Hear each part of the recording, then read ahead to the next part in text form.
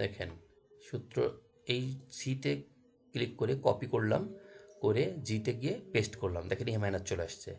এটা ধরে টান দেবো, আমার টোটাল গ্রেডিংটা চলে আসবে। এবার আমি ইর এই ঘরে ক্লিক করব, করে কন্ট্রোল সি, এইখানে গিয়ে পেস্ট কন্ট্রোল ভি, এটাও দেখেন ধরে টান দেন, আপনার টোটাল মার্কসটা ক্যালকুলেশন হয়ে গেছে। এইবারে আপনি ইংলিশের ঘরটাও একই কাজ করে নেন। কন্ট্রোল কন্ট্রোল সি না করলে হবে না, কন্ট্রোল সি, কন্ট্রোল ভি। যেদিন আমরা ফর্মুলা প্র্যাকটিস করি সেদিন কিন্তু আমি বলেছিলাম, সরি আমরা ভুল ঘর ক্লিক, মানে এই ঘরটা হবে কন্ট্রোল সি, কন্ট্রোল ভি, যেটা কথা বলতেছিলাম। আমি যেদিন আপনাদের ফর্মুলা প্র্যাকটিস করার কমান্ডটা দিই সেদিন কিন্তু আমি বলেছিলাম যে আপনি যদি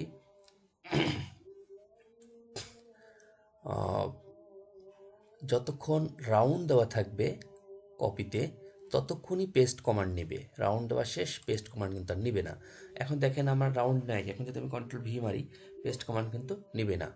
হ্যাঁ, তাহলে আমাকে অবশ্যই রাউন্ড দেওয়া থাকতে হবে। তো আমরা আবারও, আচ্ছা এটা আরেকবার করে নিই, কন্ট্রোল সি, এই জায়গায় ইংলিশ সেকেন্ড পার্টে কন্ট্রোল ভি এবং ম্যাথ কন্ট্রোল ভি, দেখেন একটা কপি করে কিন্তু এবার দুইবার পেস্ট করলাম। হ্যাঁ, যতক্ষণ ব্লক থাকবে ততক্ষণ আপনি পেস্ট কমান্ড দিতে পারবেন। তো আমরা এবার এই যে মানে গ্রেড পয়েন্টের এটা কপি করি, দেখেন এখানে একটা, সরি না এটা অ্যাভারেজ মার্ক, এখানে একটা কন্ট্রোল ভি, এখানে একটা কন্ট্রোল ভি, আর এইখানে একটা কন্ট্রোল ভি। আসেন এইগুলাকে এবার আমি টোটাল সাবজেক্টটা টান দিয়ে দিই, খুব সহজেই আপনারা এই কাজটা করতে পারবেন। দেখেন আমরা পেয়ে গেছি। এবার বাংলা প্রথম দ্বিতীয় মিলে আমাদের নম্বর কত, এইটা আমাদের দরকার, তাই না? আচ্ছা, এই কাজটা করার জন্য ইকুয়াল টু, দেখেন আমাদের ঘর দুটা কোনটা, E2 আর H2। তো আমরা E2 যোগ H2, এটা মজার জিনিস খেয়াল করেন, আগের দিন আমি কিন্তু যোগ শেখানোর জন্য আপনাদের সাম ব্যবহার করেছিলাম, ইকুয়াল টু সাম। এই দুই সংখ্যার যোগের জন্য সাম না দিলেও আপনার যোগ হয়ে যাবে, দেখছেন? কিন্তু আমাদের সূত্রটা আরেকটু গলদ আছে, সেটা কি আমরা এটা তো গড় নিব, দুইটা যোগফল তো নিব না, তাহলে ভাগ 2, যেহেতু আমরা দুইটা নাম্বারে গড় করতেছি, ভাগ 2, এন্টার দেন। দেখেন এটা দুইটার গড় আপনাকে দেখাচ্ছে, এটা ধরে টান দেন, তাহলে আপনার সবগুলার গড় মার্ক চলে আসলো।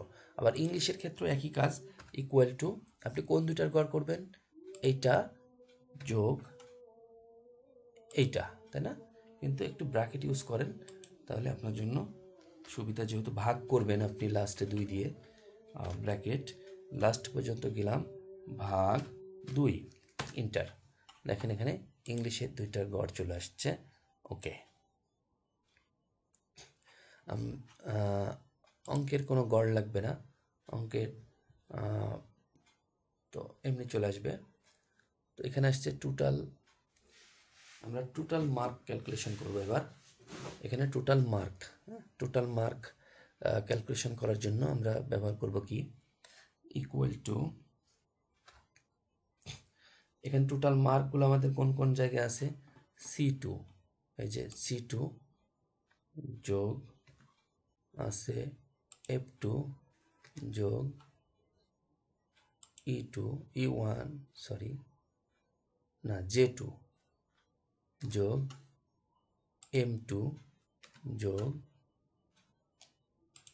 Q2, শেষ, ইন্টার। তার মানে ওই শিক্ষার্থীর টোটাল মার্কসটাও আমরা এখানে পেয়ে যাচ্ছি। এবার আছেন টোটাল পয়েন্ট, ওই শিক্ষার্থীর টোটাল পয়েন্ট কত, তাহলে আমরা ইকুয়াল টু, পয়েন্ট আমাদের ঘর কোনগুলো দেখেন, E2 ঘর প্লাস, দেখেন H2 ঘর প্লাস L2 ঘর প্লাস O2 ঘর প্লাস আরেকটা কোনটা, S2 ঘর, দেখে ইন্টার দেন, টোটাল পয়েন্ট চলে আসছে। টোটাল পয়েন্ট চলে আসছে। এটা ধরে টান দেন। টোটাল অ্যাভারেজ পয়েন্ট আছে কোন কোন ঘরে আমরা দেখি। I2 বাংলার অ্যাভারেজ যোগ ইংলিশের অ্যাভারেজ আছে কোথায় দেখেন, এটা P2 আর এটা কোনটা, ম্যাথমেটিক্স, একটাই S2 ইন্টার।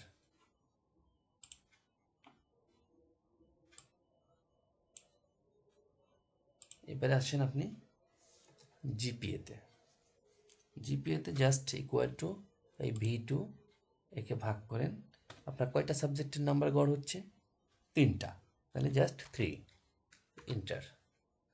এইটা ধরে আপনি টান দেন, দেখেন আপনি জিপিএ দেখাবেন 2 সংখ্যায়, তাহলে নাম্বারে যান, এখানে আপনি নাম্বার 2 যে ডেসিমেল 2 প্লেস, ওকে, দেখেন আপনার এখানে জিপিএ চলে আসছে, খুব সুন্দরভাবে চলে আসছে। এখন পরীক্ষায় তো আর এই টোটাল জিপিএ অ্যাভারেজ পয়েন্ট দেখায় না, টোটাল পয়েন্ট দেখায় না, টোটাল মার্ক দেখায় না, এই ঘরগুলা জাস্ট আপনি হাইড করে দিতে পারেন। হাইড করে দিলে পরে দেখবেন শুধু এই ঘরটা দেখাবে, হ্যাঁ হাইড। দেখেন এখন মনে হচ্ছে এইগুলো তার সাবজেক্ট, আর তিনি জিপিএ পেয়েছেন এই 2টা ঘরে। আশা করি বুঝতে পেরেছেন। এইরকম আপনি আপনার শিক্ষার্থীদের টোটাল সাবজেক্ট নিয়ে আপনি কাজ করতে পারেন। আমি জাস্ট আপনাদের এটা নিয়ে আপনারা আরও বেশি কাজ করতে পারবেন, তাহলে আপনাদের আরও সুন্দর মানে বিষয়গুলো আপনি আরও ক্লিয়ার হবেন। আমি এখানে মাত্র 3টা সাবজেক্ট নিয়ে আপনাকে একটু নমুনা রেজাল্ট শিট করা দেখিয়েছি। আশা করি আপনারা টোটাল সাবজেক্ট নিয়ে এরকম ধারাবাহিকভাবে সব রেজাল্ট তৈরি করতে পারবেন। যেগুলোর প্রয়োজন নাই সেই ঘরগুলো আপনি হাইড করে দিবেন, তাহলে কিন্তু দেখা যাবে শিক্ষার্থী কোন সাবজেক্টে কত পয়েন্ট পেয়েছে, তার জিপিএ কত, এগুলো আপনি অনায়াসে বের করতে পারবেন। আশা করি বুঝতে পেরেছেন। ভালো থাকবেন। আর আমার চ্যানেলটি যারা নতুন এখনও সাবস্ক্রাইব করেননি তারা দয়া করে সাবস্ক্রাইব করে নেবেন পরবর্তী সুন্দর সুন্দর ভিডিও দেখার জন্য। আমার জন্য দোয়া করবেন, আমি আপনাদের জন্য দোয়া করি। আল্লাহ আপনাদের সবাইকে সুস্থ রাখুক। পরবর্তী ভিডিও দেখার আমন্ত্রণ জানিয়ে এখানে শেষ করছি। আসসালামু আলাইকুম ওয়া রাহমাতুল্লাহ।